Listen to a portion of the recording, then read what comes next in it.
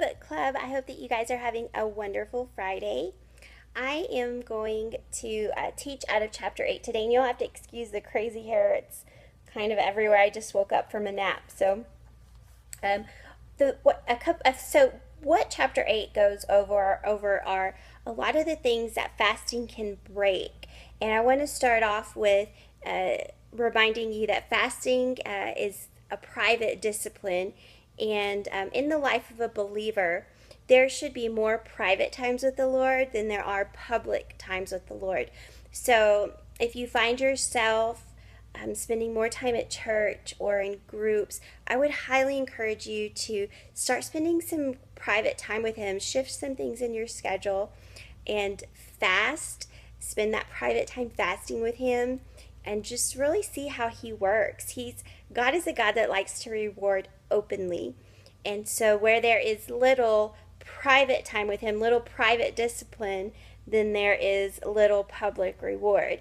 And not telling you to go after the public reward. Let's do this because I want to be rewarded publicly.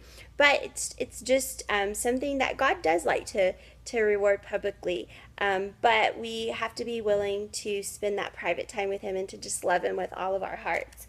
We're going to go into some of the things that fasting can break. Fasting can break poverty. It's not something that happens overnight. But when we are living a lifestyle of discipline and obedience and spending that private time with Him, fasting can help to break poverty. Fasting can help with health and healing. Fasting humbles us and can bring clarity into our lives. And so when we're walking in unforgiveness, or we're walking in sin, or we're walking in disobedience, when we fast, it can bring that clarity into our life. And so it can really help to break those bondages over our life. And it can just really help us to learn how to forgive and how to let go of some of that stress. And with that brings a lot of health and healing into our bodies.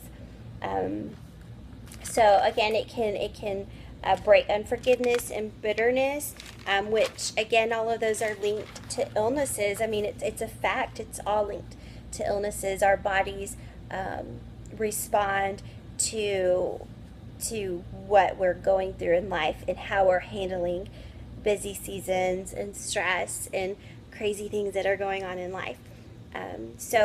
When you fast and pray, expect a miracle. Fasting can break great sin off of people and great bondage off of people.